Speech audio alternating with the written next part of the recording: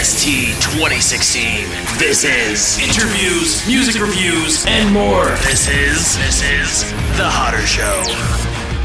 What is up, everybody? We are One Audio here today in episode 310 of The Hodder Show. I hope you guys are doing absolutely fantastic. Thank you so very much for tuning in and clicking that play button on today's episode of the podcast, a special Friday edition here of The Hodder Show. And we got something super cool here for you, as we have a brand new segment here on The Hodder Show entitled Hodder's Hits and Misses.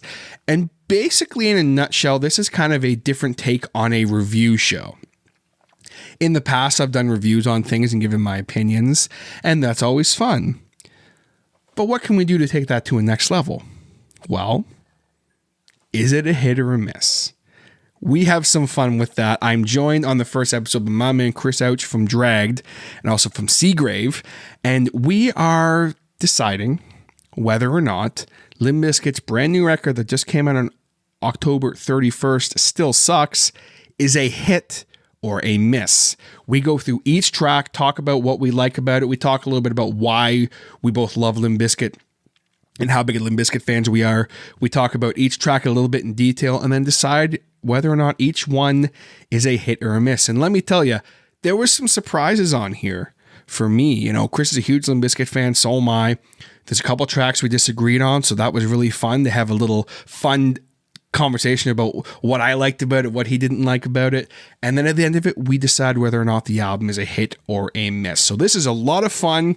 I'm super excited about this. I want to hear from you guys on this. If you're listening to this right now on Spotify, there should be an option somewhere for you to vote on the question that I let out, whether or not you think that Limp Bizkit Still Sucks is a hit or a miss. Or if you are on the Instagram, I have a story up with this. I want to hear from you guys. Do you think this album is a hit or a miss? Let me know. I want to hear from you. Before we jump in, though, I want to give a humongous shout out to everybody who supported the last couple of weeks of The Hodder Show. I had a lot of content for Halloween. Peterbilt Paranormal, that was such a fun episode to do. My narration of The Raven and then some of the Dread Files content. I had a lot of really kind words about that. So thank you, everybody, for all of the support. And also, I want to give a huge shout out to my man Mike over at Mike's Mystery Mansion, as I was just actually on his podcast last night, live on YouTube. Go check it out, Mike's Mystery Mansion. We talk about the Dread Files and how that content all came to be and some of the stories I've worked on there. Talk a little bit about the Hodder Show. Talk a little bit about Mikes and Beers. A little bit about Two Guys in a Game. A little bit about my podcast journey. Talk a little bit about beer. And then we end off talking about some paranormal encounters I had, mostly at Gigs Music, and also that Mike has had in his life as well. So really a lot of fun. Huge shouts to Mike. That was a blasty blast. So go check out Mike's Mystery Mansion anywhere you find your podcast or the live video on YouTube. With that out of the way, we are ready to jump into this brand new segment here on The Hodder Show, Hodder's Hits and Misses, with my man Chris Osuch from Dragged, where we are deciding whether or not Limp Bizkit Still Sucks is a hit or a miss. Let's get into it. Coming at you with that new hotness, yo. Fuck yeah. All right. Yeah. Yeah. Yeah. Yeah. All right, gang. I'm super hyped for this because we are coming at you here with a brand new segment on The Hodder Show called Hodder's Hits and Misses. And we have a stellar first ever episode of this segment here for you, as myself and my man Chris from Dragged. Yeah. Are going to be deciding whether or not here today, if Limp Bizkit's brand new record that just came out on October 31st, Still Sucks, is a hit or a miss. So we're going to talk a little bit about the record, talk a little bit about Limp Bizkit, because we're both big Limp Bizkit fans. So we're going to kind of, talk shit about each other for that. Then we're going to talk about each track, whether or not we think the track is a hit or a miss, and then kind of give an overall opinion of the record, whether or not it is a hit or a miss. And you're going to hear this fun sound effect that we've already been doing. If it is a hit, you're going to hear, yeah. And if it is a miss, you're going to hear, keep on rolling, baby. Oh, yeah. I wasn't kidding. So, Chris, man, first and foremost, what's up? It's good to see you. Yeah, man, it's good to be back. Always have a great time doing these with you. We always sit down, have a bunch of drinks, and just fucking talk shit for like 2 hours. So I'm stoked to be back, and obviously, being able to do this, talking about one of my favorite bands of all time. You're probably the only other dude I know who's like a huge fucking Limp Bizkit fan. So I think this is probably the best match made in heaven to do this episode. Oh, for sure. Like, on top of the fact, yes, I am a Limp Bizkit fan, and I'm a Limp Bizkit defender. So it's cool just to do this episode, and it's exciting because it's something new. I've never done anything like this before, really. But it's also like, it's such a great match, like you said, because you are a huge Limp Bizkit fan too. So it's just like, it's perfect. Yeah. But I'm just curious, what got you into Limp Bizkit? Because I know what got me into Limp Bizkit, but what was the first song you heard? What got you to be such a big fan of Limp Bizkit? Yeah, for me, man, it was as soon as I saw fucking Nookie on Much Music. I saw that video, and being like a fucking, at the time, like a fucking 8 or 9 year old kid, and seeing that video and just thinking they looked badass, and then obviously seeing fucking Wes all done up in that video too. I was like, what the fuck is this, man? Like, this is wild.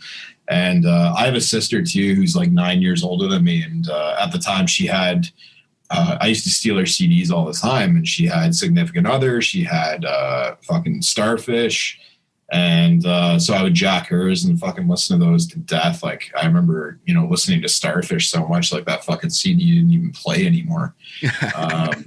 Same thing with like Korn too. I used to jack her Korn records all the time, like Life is Peachy more than anything. And yeah, that's really what started it for me, man. And then the love just grew and grew and grew. And then I won't lie, I kind of fell off for a bit with them and kind of rediscovered them when I was in my like mid-20s, I would say, and was just like, man, how did I ever stop listening to this? And until this day, I love them to death. Like, fuck, anybody who knows me knows I got a fucking huge Fred Durst portrait on my leg tattooed. So it's love till death, man, for me. Well, that's the thing too, right? Like, because like we're both the same age. So like for us, I guess older millennials or whatever the fuck, we grew up in that new metal phase. And big time. There wasn't a lot of bands that were bigger than Limp Bizkit as far as in that new metal phase. Almost the new metal daddies, I think Fred refers to them at some point in during this record here. So to have them come back so strongly, and in such a big way, which obviously I don't want to spoil anything, but like, listen, guys, we're both big Limp Bizkit fans. We're talking about the record. You can probably assume where this is going, but we'll get to that in a little bit here. One thing I just want to interject too, like, talking about their comeback and stuff like that, even before this record drop, man, when they started doing festivals and shows again and stuff, and you started seeing, live clips of them playing, it was so fantastic to me. And I'm not just saying this being biased, being a big Limp Bizkit fan, but what really caught me and made me fucking so happy was it was very obvious that it wasn't just that fucking money grab. It wasn't just, for sure. Like, they put the fucking effort in to rehearse, and like they sound amazing live. Like, you watch any live clips right now, like Fred sounds probably the fucking best he ever has live. Yeah. Like, they came back and just fucking crushed it. And, and they came back and just crushed it and just like, went full head, and obviously we'll get there, but even on the record too, went full head into the whole thing of being like, yeah, we're back. We know that most people think we fucking suck ass, but that's our gimmick and we fucking play into it. Like, for sure. And that's what's so cool about it, right? Like, it's just, as someone who got into Limp Bizkit, obviously, like, I heard Rollin', come on, come on with it. That's it, man. Like, I was like, yo, keep rolling, for sure. And then obviously hearing, the entirety of Chocolate Starfish and the Hot Dog Flavored Water, I was like, what the fuck is this? But what really got me to be such a huge Limp Bizkit fan still to this day, I shouldn't say huge. Like, I don't think I'm as big a Limp Bizkit fan as you are, but like, I heard stuff like Eat You Alive with Fred screaming his head off I saw the performance that Limp Bizkit did for Metallica's MTV Icon where they do Sanitarium. That was a big one too, man. And I just went, holy fuck. Like, yes, they have great fun songs. They've got, keep rolling, roll. Like, okay, cool, right on. But like, there's some serious talent here that gets overlooked because of the gimmick of Limp Bizkit, you know? I 1000% agree. That's probably one of my biggest points whenever I'm fucking defending Limp Bizkit to somebody is, if you can look past the gimmick that is Fred Durst, right? Like that's another thing I think a lot of people overlook is they think that, Fred Durst is just like that. Like that's Fred Durst. And it's like, you realize he's like playing a fucking character, right? Like that's his shtick. Like, and then on top of that too, that like you said, right? That's one point I always bring up. Like, I'm sorry, like even if you just tune out Fred Durst when you're listening to a Bizkit song, especially anything off the first 3 records, like the fucking musicality in those albums is like insane, like trend setting. How many Wes Borland riffs from back then are just like, dude, if you threw those in drop G, tell me they couldn't be on like a fucking North Lane album. Straight up. Especially like going back to $3 Bill, y'all, like big time. Some of the shit on there, I'm like, whoa, like I forgot how great of a record $3 Bill, y'all was. And like I went back and I mean, obviously Sour, come on, like I was like, what the hell is this? But like there's so much musical talent in this band that we could probably talk about it all night. Like just, you 100%. look at the musicality of the band, you look at the lyrics of the band, you look at when they play a serious song that's like, you look at just even Fred again. Like I told you before, I have this statement I'm going to make it right now because I'm going to fuck. We're already talking about it. To me, when it's all said and done, as far as that 2000s era and the new metal genre, I think a lot of people probably would disagree. I think Fred's going to go down as, he's for sure got to be within the top 5 as far as his vocal style because he can rap, he can sing rock, he can sing like pretty acoustic stuff, and he can scream his fucking head off. Yeah, big time. Who else can do that? It's not a lot of guys that can do that. Honestly. I'm a huge fan of Fred's screams more than anything too, because he's got that scream where it's just fucking raw emotion, it sounds like he's fucking losing his goddamn mind. Very much like Corey Taylor in the early days too, right? Like he's got that just fucking straight raw emotion and it comes through big time. For sure. And I mean, like, especially like, I already mentioned Eat You Alive and how much of a fan I am of that song. And like, and again, like the performance of them doing Sanitarium, that made me a fan of Fred more than anything. That, and then there was a performance that he did with Wes Scantlin from Puddle of Mud, where the two of them were singing Thank You by Led Zeppelin. And it was this beautiful acoustic thing. They did it in an award show, and then Jimmy Page comes out and plays a really sloppy solo. That's Jimmy Page. But like, obviously, like I'm a humongous fucking Stain fan. So like, Stain Outside featuring Fred Durst. Come on, like for sure. Yeah. Just the amount of musical talent in this band is crazy. And to see them kind of fall off the wagon in like 2005-ish, Wes leaving the band, all that stuff. I guess he left in 2003. Yeah. They did Results May Vary, which has some great moments. One of my favorite Limp Bizkit songs is on that. Build a Bridge is one of my favorite Limp Bizkit songs. I love that fucking song. For sure. It's like, I was going to say for sure. And like, I was saying to you, we were talking about this before we got started too, right? Like, I love how, when they brought in the guitar Mike player, Smith. Yeah, when they brought in Mike Smith, they were just like, all right, man, give us your best Wes Borland riffs.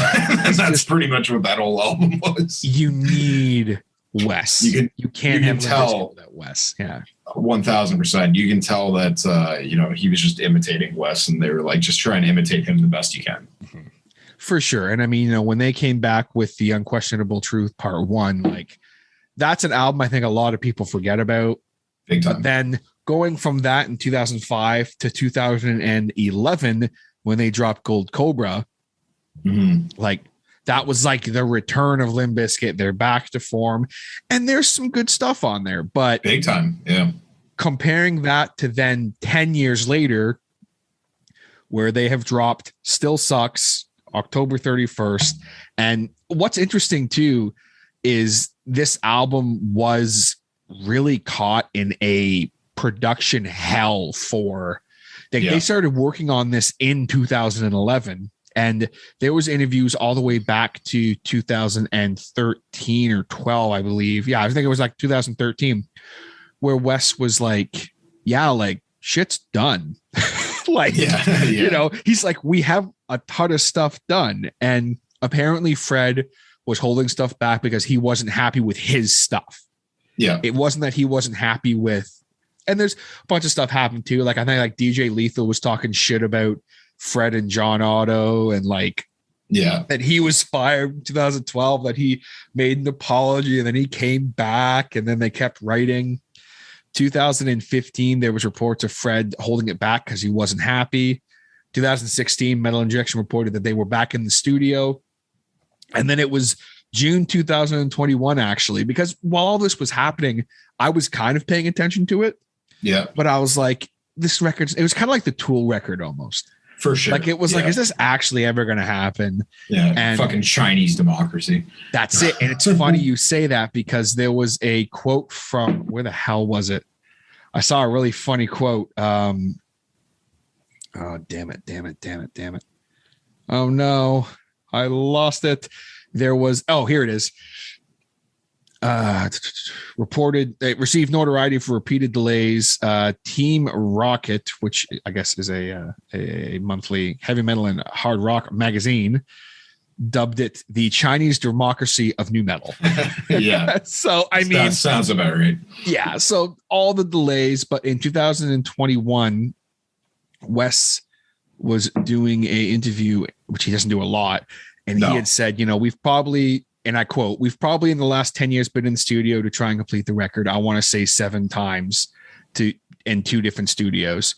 And we've been working on stuff. And Fred Durst has been consistently kind of unsatisfied with where the vision is, I guess. We probably have 35 songs recorded instrumentally. He's done vocals on all of them. He's thrown all the vocals away, done vocals, said, fuck it, thrown them away. And he says, I think we're finally at a point now where he's going to pick a set of songs that he's cool with, and we're going to finish them and get the record out, fingers crossed.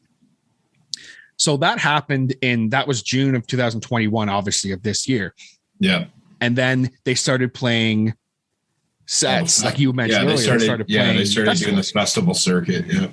And they did the Lollapalooza thing, and Fred came out in his new getup, and everyone went, what the fuck? Fuck is happening? Yeah. And then they dropped Dad Vibes. And I don't know about you, but I obviously I had seen the commotion on the internet about Fred's new look and everything. And I was like, this has to be like, something's happening. Like, you know, he's not just going to show up like that and there not be a reason. But I didn't know that they had a new song they were playing live. Yeah. So with at Lollapalooza, actually, so what happened, which was kind of odd, if you watch that set, they didn't actually play Dad Vibes live technically. What they actually did is when the set ended, they played it over the PA as they were getting off stage. Okay. And I think they kind of banked on like with Fred, you know, dressing up like he did and shit to promote, you know, they're banking on the controversy that was going to happen with that, which obviously super worked. Christ, I saw a bunch of Halloween costumes this year that were people dressed up as Dad Fred Durst. But it was great, man. And people were like, you know, I think people were stoked because it really got back into people's minds the fact that, you know, Limp Bizkit doesn't fucking take themselves super serious. And they, you know, and I think people had kind of forgot that. And I think that's why a lot of people shit on them all the time.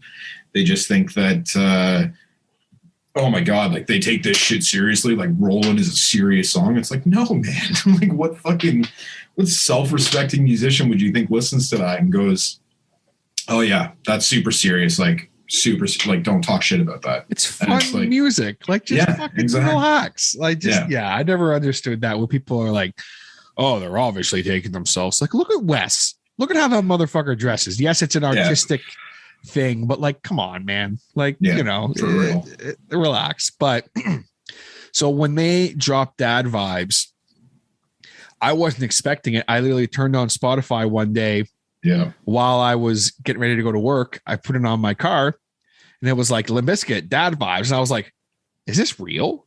Yeah, like, same. Literally the same thing happened. Shocked. In the and then morning, I put it on, and of course, right away, down. I was like, oh, this is fucking real. Yeah. And within 30 seconds, I was hooked. And I played that song on fucking repeat for, I don't even know, till the records come out. Now I've been playing the record on repeat. Yeah, like Dad, don't get me wrong, Dad Vibes is a good track and shit, but I'm really surprised, if I'm honest, that was the single compared to what else is on the album. Yeah, and I think we'll definitely talk about that, because if I'm correct on one thing, I think you and I are both going to agree what the best song on the record is. At least I think so. Maybe, so we'll maybe. I don't know. We'll find out, I guess. We'll see. But so what we're going to do, guys, is like I said, we're going to go through each track, and then we're going to say whether or not we think it is, of course, a hit, or if it is a miss. Keep on rolling, baby. So 12 tracks, clocking in at like, I think it's like 31 to 38 minutes or some shit like 32 minutes and 1 second. Not a very long record. And there was some controversy over that. Apparently there was 3 tracks that they have dropped over the last 10 years, I guess, that were supposed to be on the record and got scrapped and blah, blah, blah. But we're not going to talk about that anymore, because we want to get to the juicy part. The reason you're here, whether or not Limp Bizkit Still Suck is a hit or a miss. So we are going to start off with the very first track. Now, obviously, guys, full disclosure, I can't play you guys the tracks because I would get flagged and this podcast to be removed. So if you would like, what we're going to do is we're going to pause, listen to the song, come back and talk about it. So if you want to do the same and we kind of do like a little commentary thing here, that would be cool. So we're going to jam to the very first track, which is Out of Style. And then we're going to come back and talk about it. All right. Out of Style. First track. Damn. Dude. When I first turned on the record, because I said to myself, I'm going to listen to this record from start to finish without stopping. I'm going to just sit in my car and listen to the whole thing. Right away, I'm like, okay, kind of cool. Dude, the second that fucking riff hits, I knew it was on. Yeah. I agree, man. That riff is a fucking banger. Like it is. I was saying to you before we started, specifically about this track. Like one thing that's always, this makes it more evident than ever with what I've always said, that Wes is a fucking trendsetter with his riffs.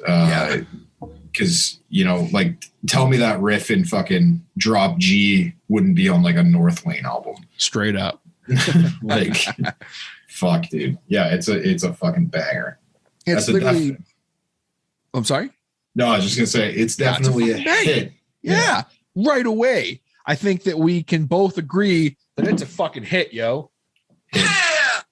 Yeah.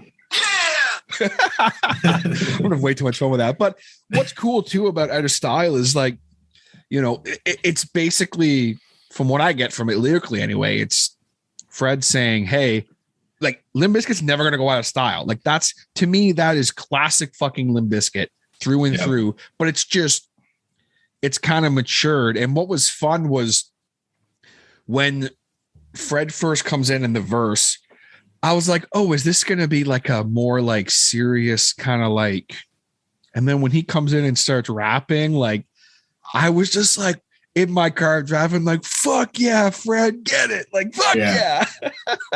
For sure, dude. And I think he's definitely touching on some areas too where kind of shitting on gatekeeping and shit in rock and metal, because you look at the post chorus there, just after the first chorus, he says we should be on the same team, on the motherfucking same team. If we ain't, then we nothing.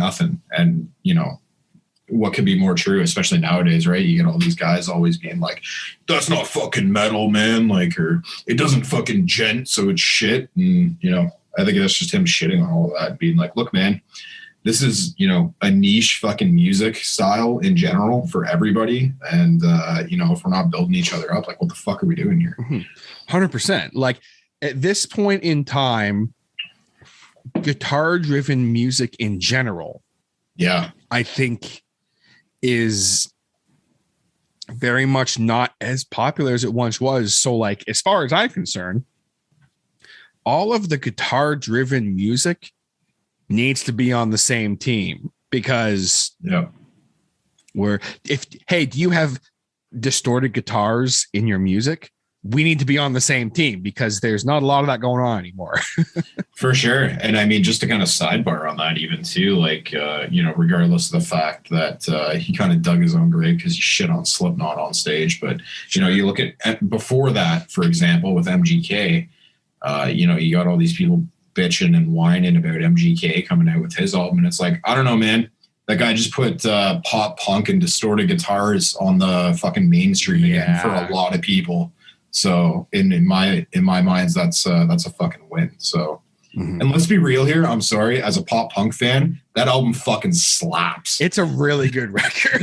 Like, I mean, you know, you know, as much as I hate on the guy, it's like, you know, I can't deny that there's some bangers on that fucking record.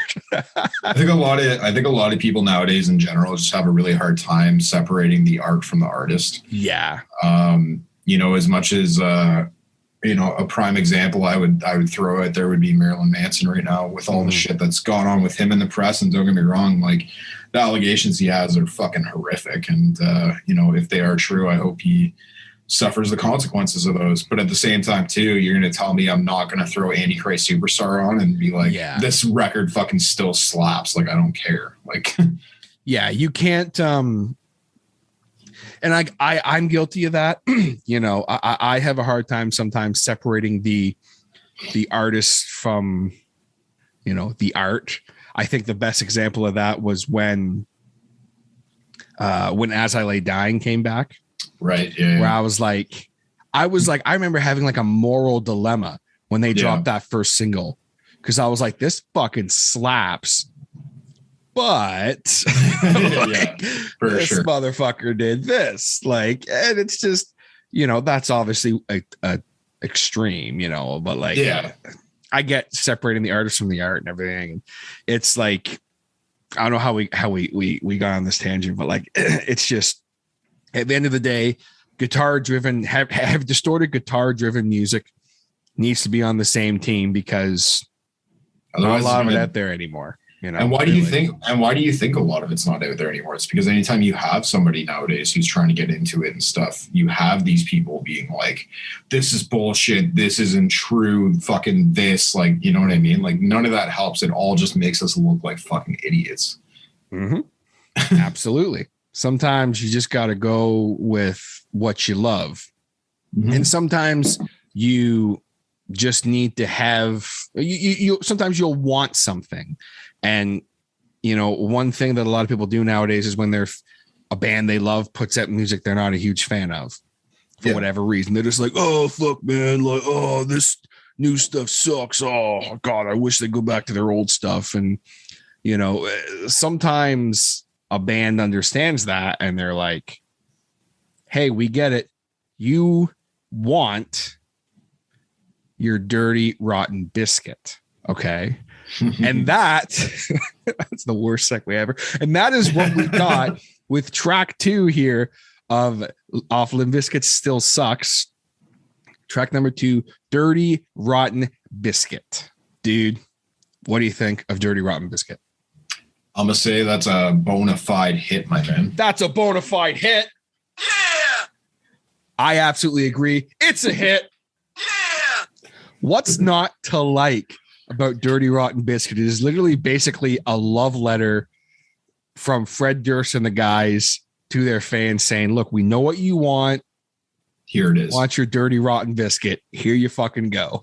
And that's why I got to say, you know, we were talking about, you know, fucking either this or Out of Style being the banger track on the album. I'm pretty torn between Out of Style and this, because this is the love letter to early Bizkit, man. Like, you have everything you fucking need in this for a Limp Bizkit track, right? You got the dirty fucking verse, that riff, that fucking riff, the chorus hook is really good. Yeah, really good. And it's classic Bizkit, right? Like, it's just fucking, it's simple, just fucking hard hitting. You go into the bridge, you have that classic Limp Bizkit bridge where it's just super reverby, and fucking Wes goes into the cleans with the chorus pedal, and like, it's everything you want in a Limp Bizkit song, because this is everything a Limp Bizkit song in 2000 would be. So absolutely. And that's the thing too. Like, a lot of what I think I love so much about this record is a lot of songs, especially the first, I would say 6 songs in particular, they sound like a slightly more mature version of what we would have gotten in between, like Chocolate Starfish and Results May Vary. Like, kind of like almost in between that. Yeah, basically, to me, it's like a more mature version of what we would have got if Wes never left the band. Basically, yeah, I would definitely agree with that for sure. And I mean, what's interesting too is I'm just looking at the credits for the record here, and it says like all tracks written by Fred Durst, John Otto, Sam Rivers, Wes Bolin, except where noted. And there are 3 songs that were written by the entirety of the band. Yeah. Out of Style and Dirty Rotten Biscuit are 2 of the songs that were written by literally everyone in the band. Yeah. So like, I mean, come on, that's gotta mean something. You get these 5 dudes together and they just make fucking bangers. What's not to like? 1000%. And, everybody's on full display in this album too. I gotta say, like, you got those classic fucking DJ Lethal parts. You got fucking Fred calling out for the Lethal parts. You got the dirty riffs from Wes. Good hooks by fucking Fred, and he sounds, the fucking best he has almost in a long time. And I mean, John's drumming is fucking tight. Always on. Yeah, John Otto in the pocket. Mm-hmm. I would say 1,000%. John Otto is an insanely underrated drummer. Oh, 100%. And I mean, don't even get me started on Sam Rivers. The dude's a fucking maniac on the bass. Like, for sure. Absolute fucking maniac. But yeah, Dirty Rotten Biscuit, definitely a fucking hit for both of us. Massive hit, yeah. For sure. So the next track, of course, is Dad Vibes. We already kind of touched on a little bit what we think of Dad Vibes, but overall, Dad Vibes. What was your reaction when you first heard Dad Vibes? The second you turned it on, what were your just immediate thoughts right away? Immediately, I was kind of like, what? Like, what? I don't know where they're going here. And then, once it kicked in the chorus, I'm like, okay, I can see it.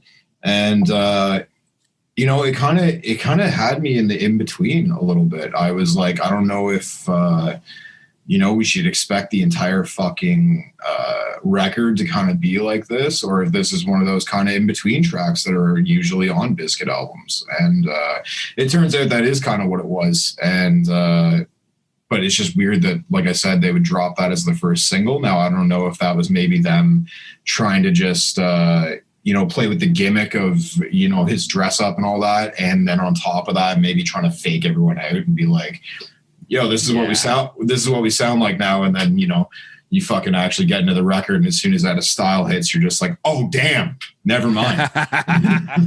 Well, that's the thing too, right? Like, I think you're right on all fronts. I think it was like, they were like, okay, this is what Limp Bizkit sounds like in 2021. Yeah. But also, here's this gimmick thing where it's like, oh, it's Dad Fred Durst, and here's Dad Vibes, and he's doing his little dance and shit. It's like, okay, cool. Like, it's a gimmick thing. And I thought the whole record was going to sound like this too. And I was like, you know what? I'm sure there's going to be some stuff that's going to be heavier, and I'm sure there's going to be some stuff that's going to be like acoustic guitars, singy, like there's going to be stuff like that. Yeah. But I wasn't mad at the fact that, like, okay, if most of the record sounds like this, it's a kind of cool 2021 updated sound of Limp Bizkit. For sure. But oh man, I wish there would have been stuff that was a bit of a throwback, and we got that. So for me, Dad Vibes It's a cool riff. It's got a cool hook. It's a hook I've been singing to myself. I was playing it on repeat up until Out of Style came out, and now I'm fucking playing Out of Style because I can't help it. And Dirty Rotten Biscuit too is a great one. For me, yes, it was a strange pick for the first single, but like again, I think you hit the nail on the head as to why they did that. Yeah. But for me, on the record, especially where it is on the record, I think that it's a hit. Yeah. For me, anyway. What do you think? Is it a hit or a miss? Yeah, I'm gonna go hit.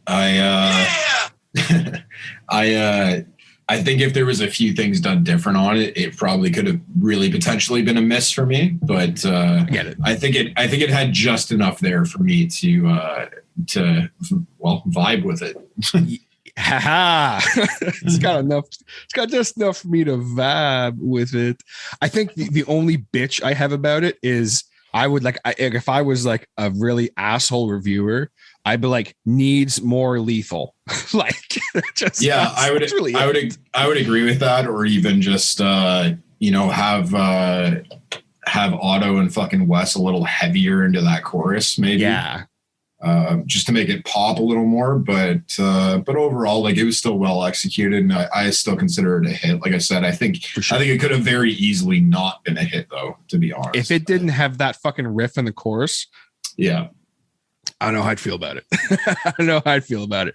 Wes is for sure on display on these first three tracks, as is everybody, But what's really, really cool is the fourth track, Turn It Up, Bitch, which is very much a kind of a throwback hip hop track, which Limp Bizkit was also apparently playing as one of their outro songs after they were done playing live. And it is a song that basically it's really, as far as on the record and in the history of Limp Bizkit, I can't think of another song that really showcases Sam Rivers more than Turn It Up, Bitch. I mean, and I would agree. I mean, it in the past, in my opinion, anyway, a lot of the time that you saw Sam Rivers really on display was in those, like I was talking about earlier, those really reverby bridges and shit like that. That's when you would more see him. I think that this track is pretty dope in the sense that it's a big throwback track. Like, I get the first time I listened to it, the huge thing I got out of it personally was like fucking Cypress Hill vibes. Like, yes. Thank you for saying that. Yeah, big time Cypress Hill vibes, and it's dope, man. Like, I can't deny it. And some of Fred's bars in this track too are fucking dope. I mean, here come the UAP Master Chief says danger. Like, yeah, straight up. Like, it's just, he fucking nails it on this one. And I mean, again, very much a throwback, like you said, Cypress Hill vibes. I mean, like, what's more there to really say about Turn It Up, Bitch? Like, again, it's also kind of another call out to people, be like, hey, you want some bang your head shit? Turn it up, bitch. Oh yeah. For sure. Come on. Yeah. That's it. So we both agree it's a hit. Yeah. Yeah. Fuck yeah. I would say Sorry, that one was delayed. Yeah, no, I think it's good, man. It's very much another case of Fred just showcasing that they're gonna come out, they're gonna put out the record that they want to fucking put out, and if you're a longtime fan and you like kind of their gimmick and their shtick, like, this is for you, and if not, well, I guess our shtick isn't for you. That's it. Go listen to something else. It is what it is, right? Yeah.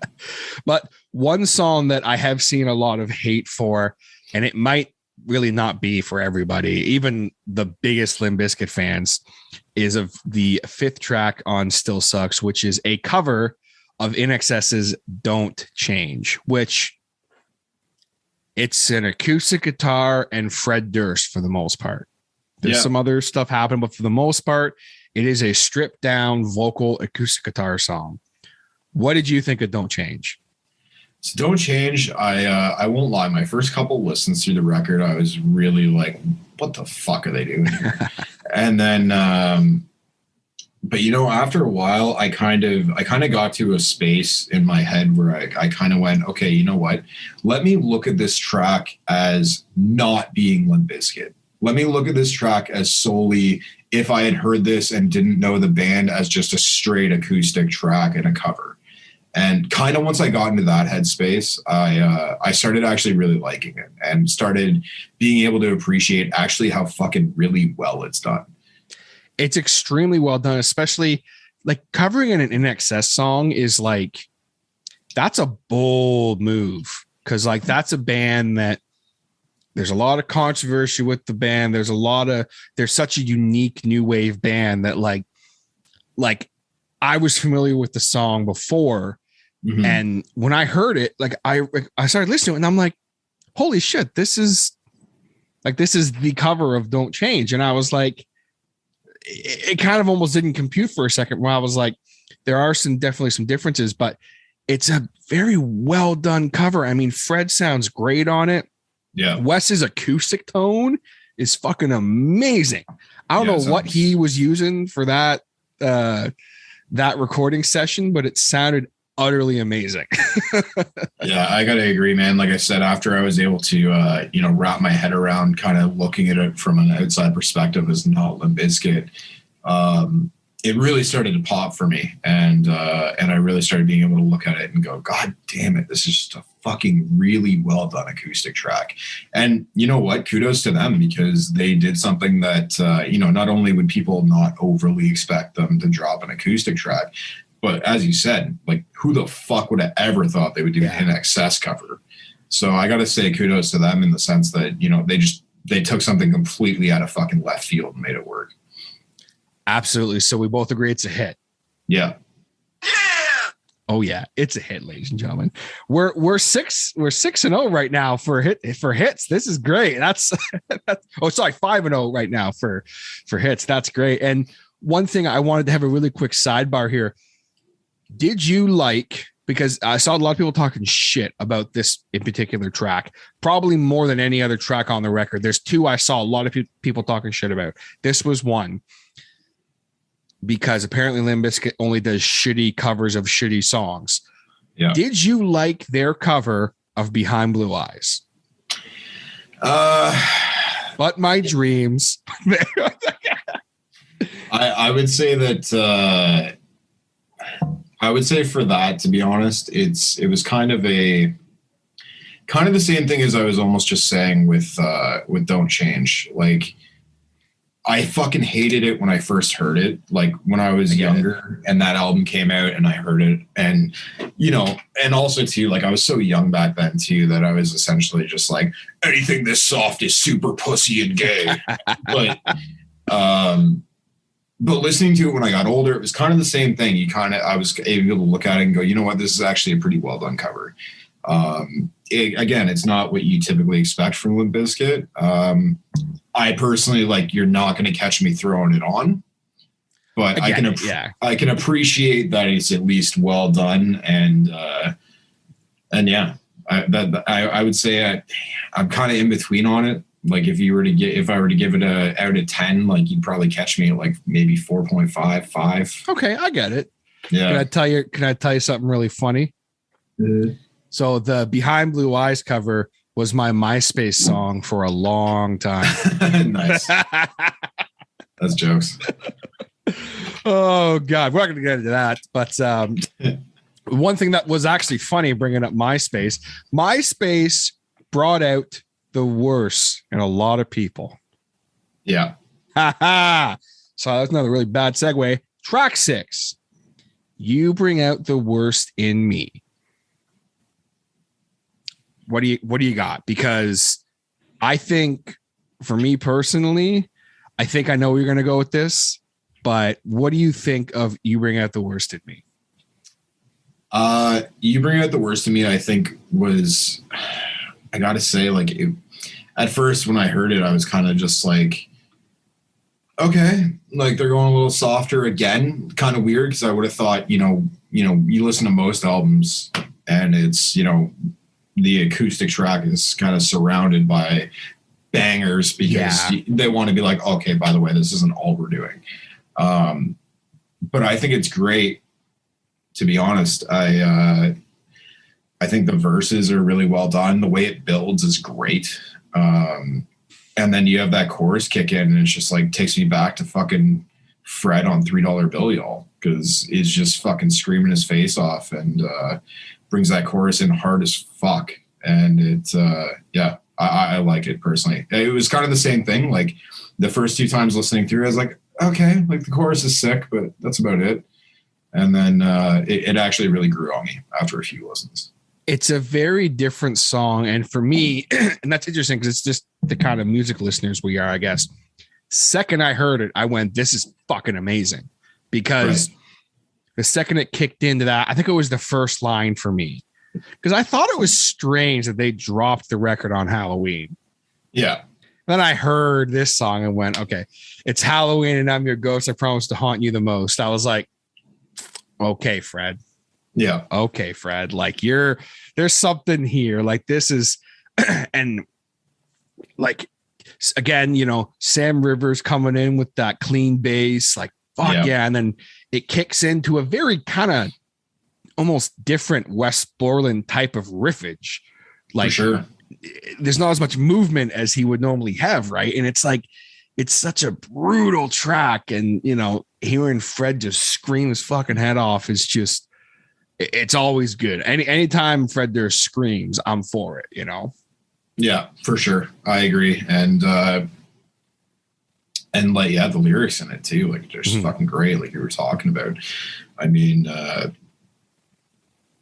you know, the chorus, when you sleep, I'll be inside your dreams, inside your screams. And then even going into the second verse too, it's like everything was perfect. Nothing felt so perfect. Even when you hurt me, every time I bleed, why you always thirsting? You know, why you always curse me? You put a knife in me all for nothing. Like it's heavy fucking, and it's deep. Definitely, deep and heavy. And like, you can tell there's so much emotion in that. And it's a very beautiful song. And I think it was a bold choice, I think, putting that song where it is on the record, especially after an acoustic song. We had just mentioned, like, usually you surround it with an acoustic track with like heavy, you know, more up-tempo type shit. And yes, obviously the chorus is very heavy, but it's definitely a bold choice. But I think it's a cool kind of halfway point where it's like, again, this is Limp Bizkit in 2021. Yeah. This is how I would expect them to sound in 2021, to me anyway. You know, it kind of like it makes sense to me, you know. So I think you bring up a good point there, actually, about it being, you know, the halfway point in the record, because, you know, thinking about it like that, it very much is the perfect halfway song in the record, because really between the verses and then how hard that chorus is, it's like kind of encompasses how the entire record sounds. It really does. Like, you know, you get all points of this record, because there's softer stuff, there's heavy stuff, there's in between, and it's all kind of in this song. Everything you want from a serious Limp Bizkit song, quote unquote, is in You Bring Out the Worst in Me. Yep. I would show this song to someone who doesn't like normal Limp Bizkit stuff, but who likes, like, I have friends of mine that love Build a Bridge and the more serious Limp, you know what I'm talking about, like songs that aren't, you know, rolling or out of style or dad vibes. Like, they like Fred being a rock musician, right? And if you like that, you're gonna like You Bring Out the Worst in Me for sure. So I have to ask, You Bring Out the Worst in Me, the 6th track here on Still Sucks, is it a hit or a miss? That's a fucking hit, bud. You're damn right it's a hit. It's a hit. Like I said, Bring Out the Worst in Me, man. I'm definitely making that. I got to make that my fucking text ringtone. I'm going to send it to you when we're done this. I promise. I'll pull it off my soundboard app and send it to you. Fantastic. That's it, man. But some people are probably going to fucking hate that I'm doing that. But you know what? I love the hate, bro. I absolutely love it. 7th track on Still Sucks. Love the hate. What do you got? Like, I don't know. I'll be honest. Love the hate. I can kind of take it or leave it. Okay. I'm kind of the same, and I'm in the same boat. Yeah, I wouldn't say it's a hit or a miss, if I'm honest. You know, I get it. Like, they always kind of had these like skit styled tracks on records, and that's what this is. And it's just them poking fun at the fact of their gimmick, right? And that's they're always doing that. But that being said, too, I think like they kind of do that enough in like their normal tracks and shit. I don't really think you needed a whole fucking kind of skit track doing that. You know what I mean? Yeah, I think it is. For me, this track would have been great because it's a very short track, right? It's not even 2 minutes, barely 2 minutes long. I think for me, the record was already short enough. Yeah. Like, I almost feel like this was a song that if this was a 14 song album with 2 more like 4-minute tracks in between, I think it would have been a cool, fun little song. Cause like the chorus is cool. Like there's some cool, vibey, still heavy guitar work happening. And like, but like for me, I'm just like, did we really need this kind of track? But again, I flip flop too. It's like there was it's a fun song, but like, yeah, I get did we really need it? I think it's going to be one of those tracks that over time it's either going to really grow on me or I'm just going to be like, eh. One thing I will give it for sure though is I love in the chorus you get that classic fucking Fred doing his own fucking backup vocals. Just like, we don't give a fuck. Like that's for me.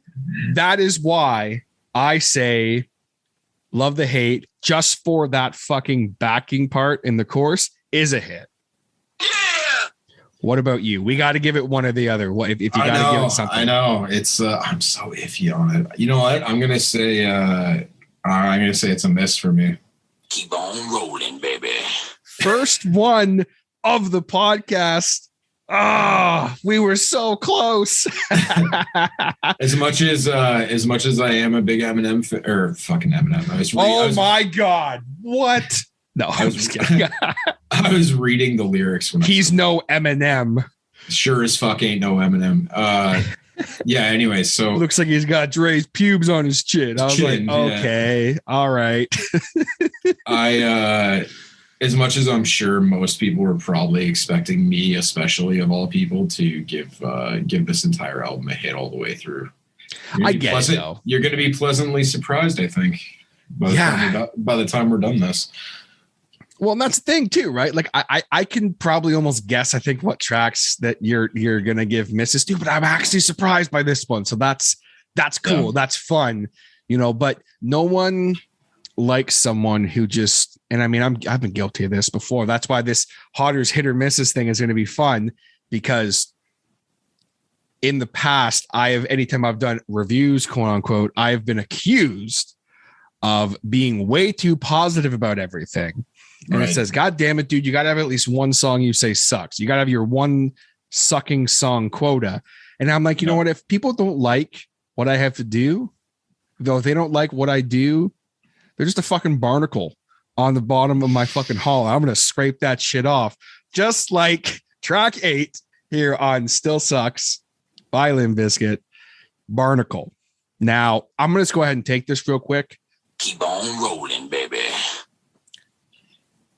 It sounds to me like Fred Durst walked into a room and said, hey, guys, hey, Sam, John, and Wes, you know how I fucking love Nirvana? How would it sound if we wrote a Nirvana track or a 90s kind of grungy rock track? And they went, okay. And then they wrote this song. It's a fun song. It's a barnacle. Yeah, okay, cool. It's a fun track. It's a cool track. I don't fucking need it. That's my opinion. What do you got?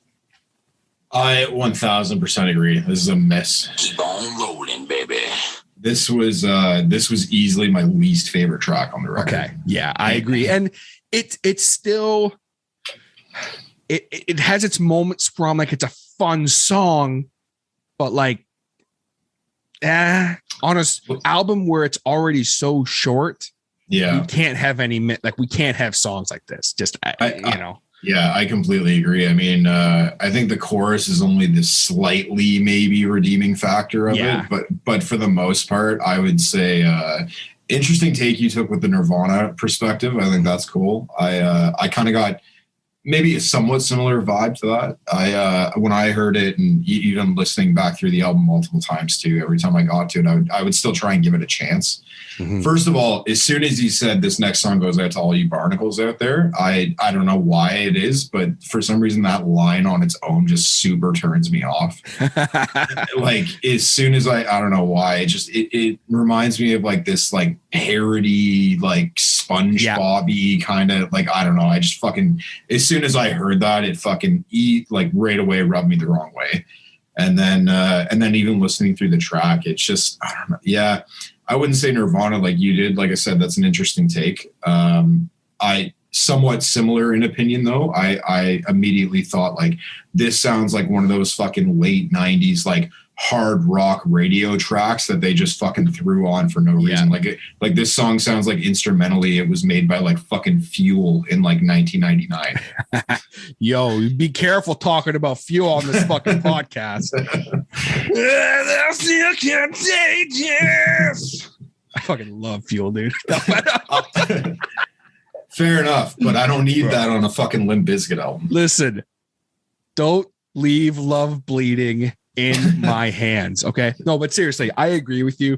I think for me, what turned me off, as much as the chorus is great, I liked it better the first time I heard it when it was called Sex Type Thing. Yeah. Yeah. I know you like does anyone else hear that? Or is that just me? Yeah. No, I definitely, yeah. Anyway, I don't mean to talk shit. That track for me is definitely a miss. And I was kind of bummed because the second I heard that this one goes out to all you barnacles out there, I was kind of like, oh, they're talking shit about people, which I can respect that. But yeah, I agree. I think, I think even going forward, to be honest, this is kind of the turning point in the album for me. Yeah, I get, and I'm not shocked that that's your opinion because it's almost like the rest of this album is going to leave Chris with an empty hole in his heart because just I get it. I don't necessarily agree, and we'll definitely talk about that. But track 9, Empty Hole, very moody acoustic song for the most part. Mm-hmm. What did you think of Empty Hole overall? I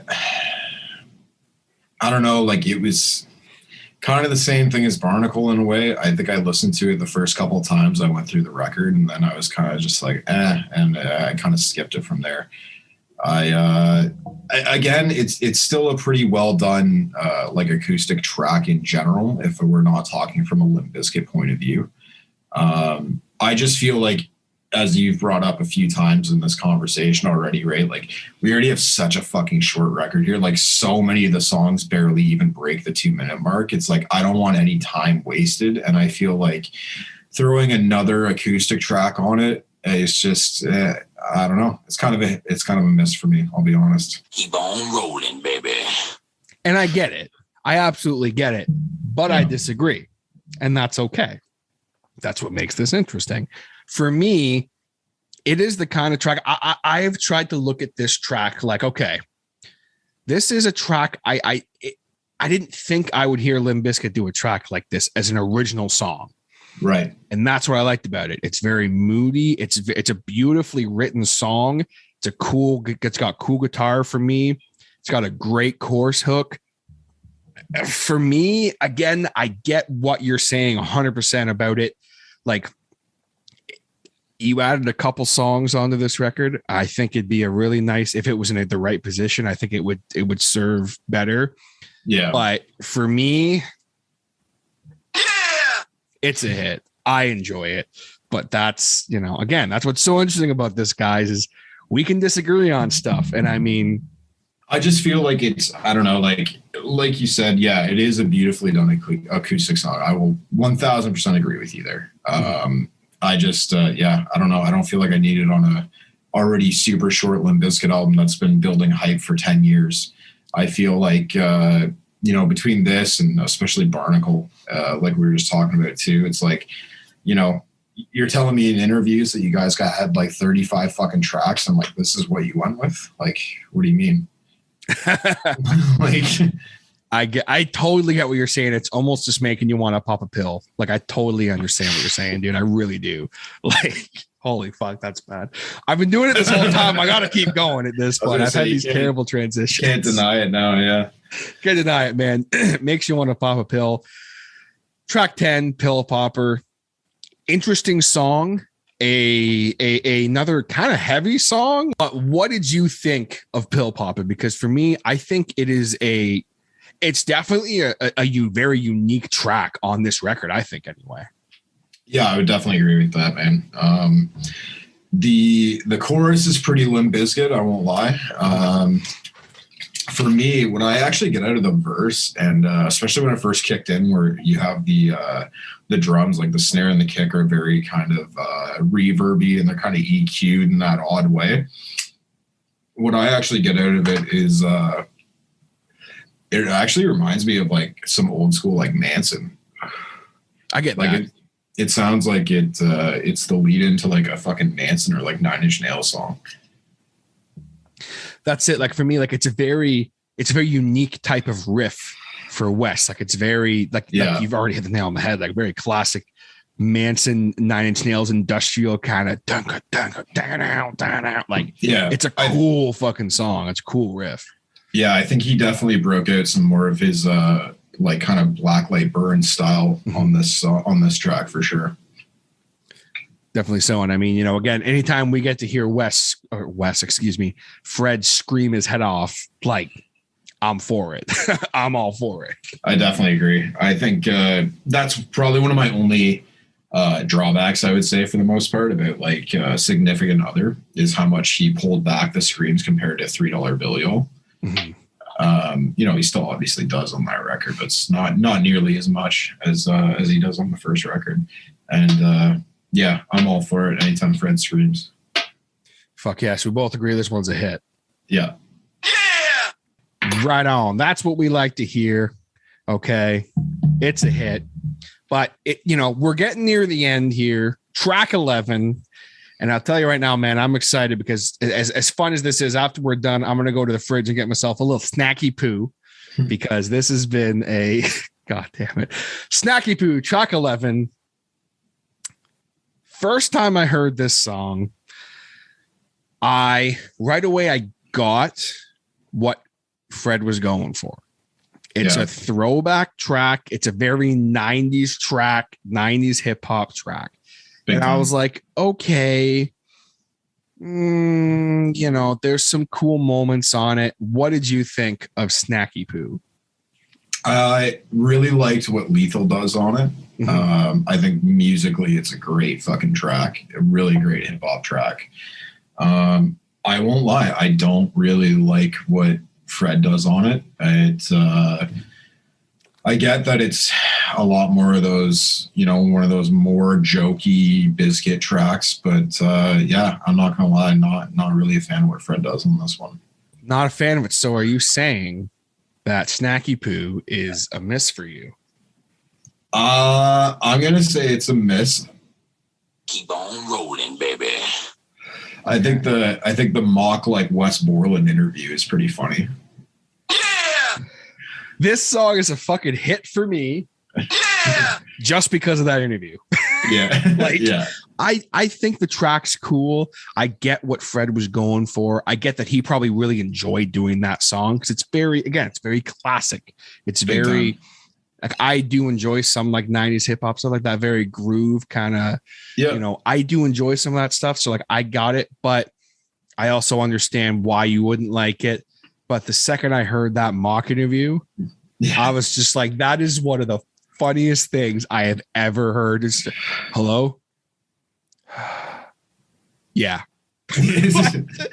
So you like, yeah, Korean barbecue? Is this true? Yeah. Like, I'm just like, I think I would have liked it a lot more if it was just the mock interview. If I'm honest. Yeah. If they had done, I think if they had mixed it in a way where it was just the mock interview and maybe Lethal's track just playing like in the background the whole time, I think that would have been fun. Okay, I think I would have dug it. I don't like what Fred does on it. But the mock interview is fucking hilarious, and then Lethal's track is really good on it. I would say, I know we have to go hit or miss, and I went miss on it. It's one of those for me that's kind of in between, I would say. But officially, you got to go miss. But officially, I got to go miss. Okay. I got to go miss on it.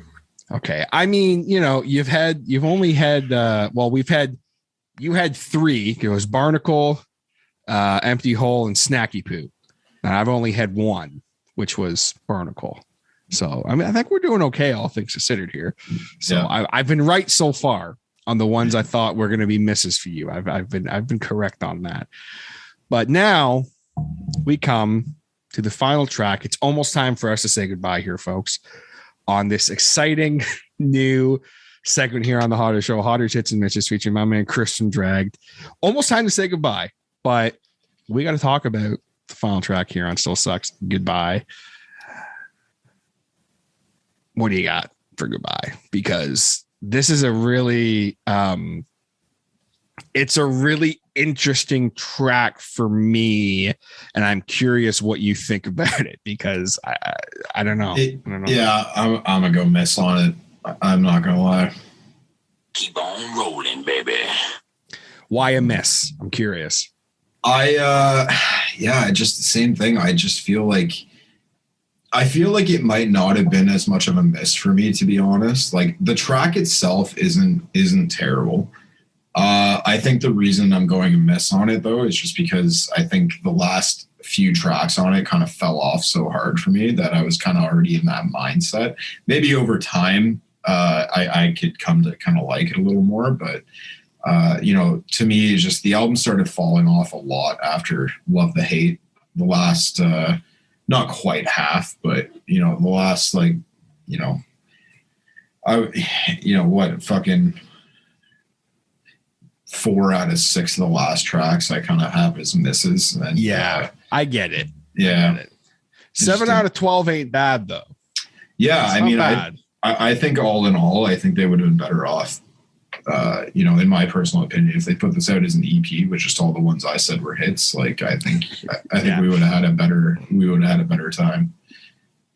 For sure. And I mean, I absolutely respect what you're saying too. And I mean, for me, Goodbye as a Limp Bizkit song, keep on rolling, baby. However, Goodbye as a Fred Durst song, because I think that Goodbye is a very beautifully written song. I think Fred sings beautifully on it. It's well written, beautiful acoustic guitar work. Doesn't feel like a Limp Bizkit acoustic song to me for some reason. I couldn't shake the fact that I was like, is this a Limp Bizkit song? The other acoustic tracks on this record, I feel, yes, it's a mature Limp Bizkit acoustic song.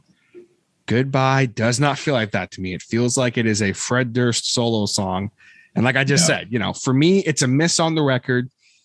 But as a song overall, that's just a Fred saying, hey, guys, here's this song I wrote. I think it'd be fucking great. So, yeah, I can totally respect that opinion, too. I think,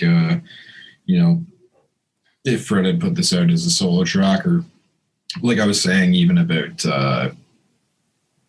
Empty Hole and stuff too. Like, if I look at it as, not a Limp Bizkit track, or sorry, not fucking Empty Hole, I meant Don't Change.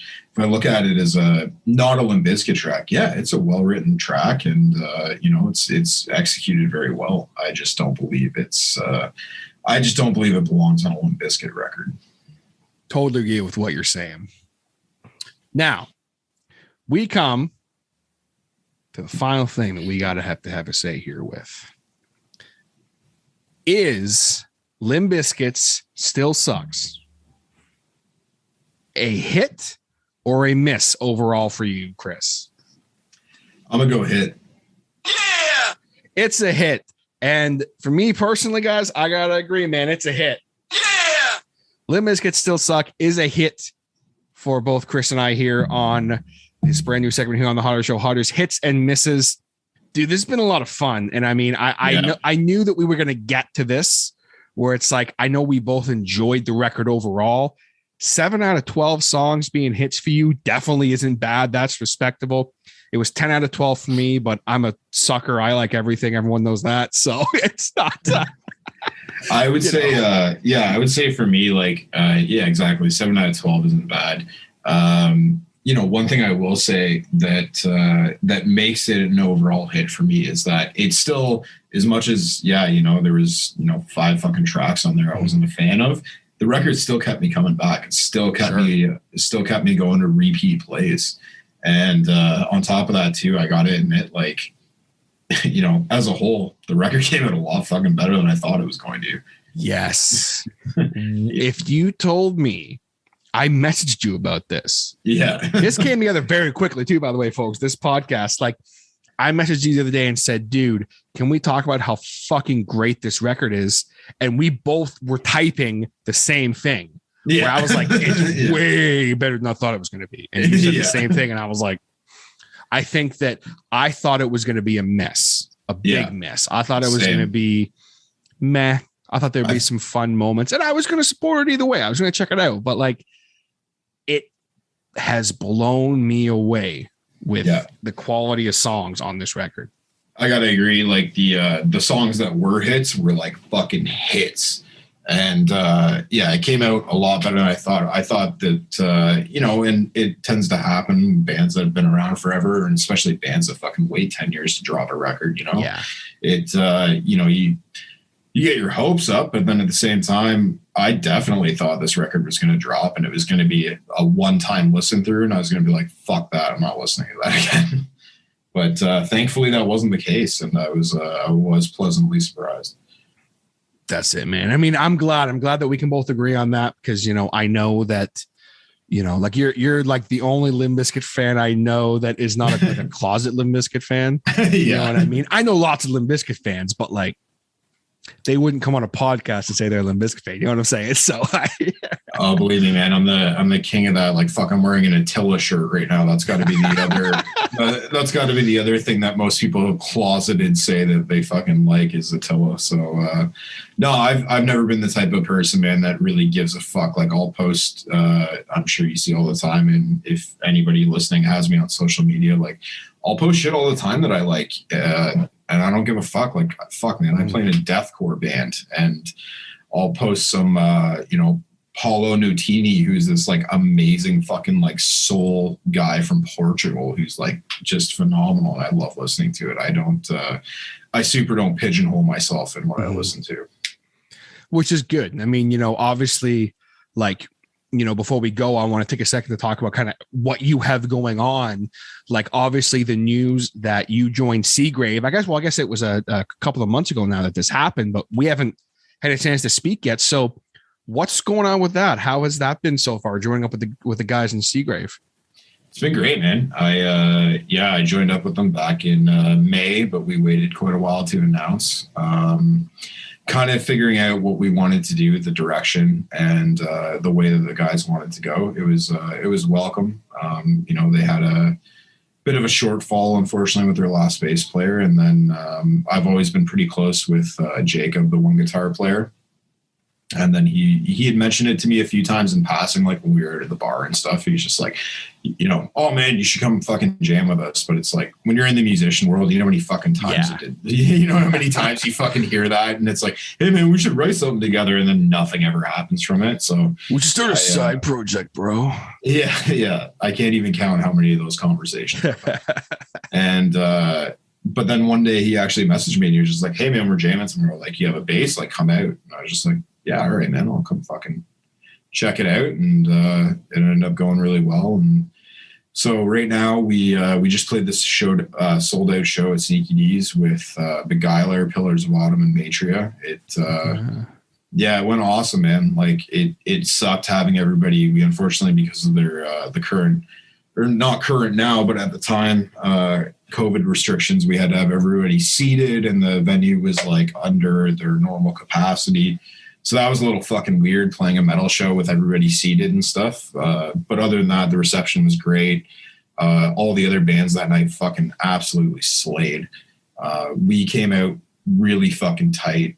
Our set went great. We had tons of compliments after, which is always nice to hear. And especially being, the most recent joined member, I was nerve-wracked as fuck. And especially too, because realistically, I've only ever played one other show where I was on an instrument. Right. So it was weird for me not doing vocals, but kind of nice at the same time. It's nice to do something different.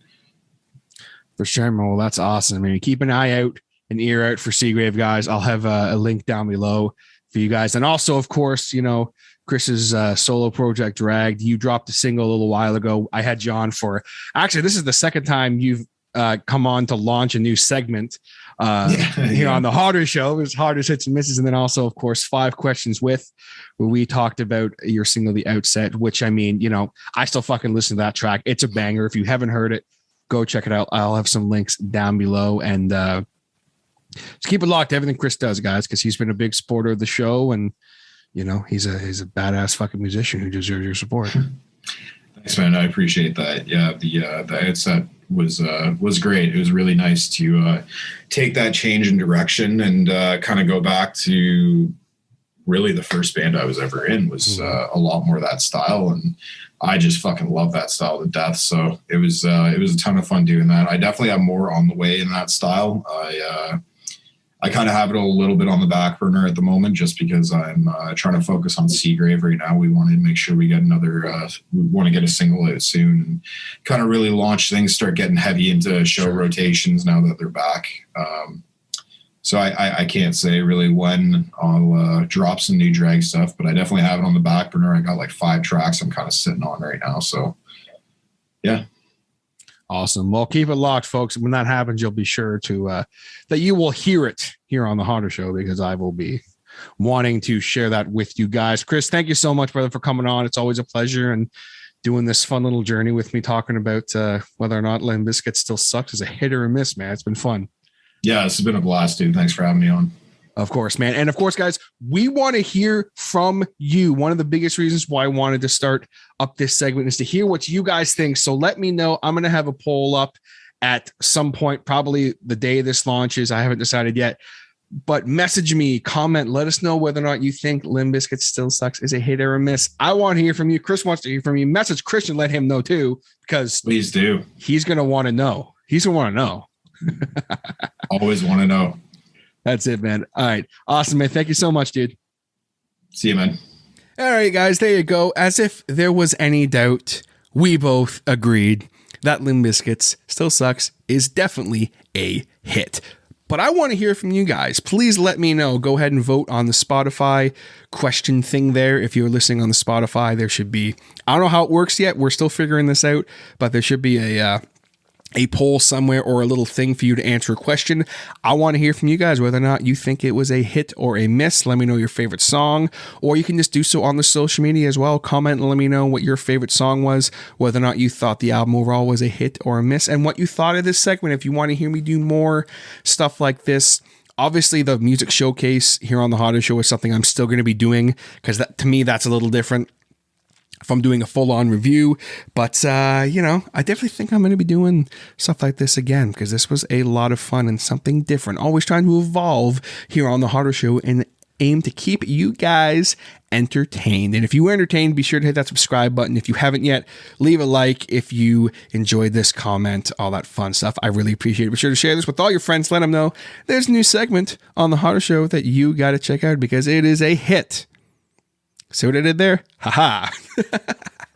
Thank you so very much for tuning in, guys. I really seriously appreciate it. Give you the old patented audio fist bump. Have yourself a fantastic rest of your day, and I'll catch you next time on The Hodder Show. Take it easy, guys.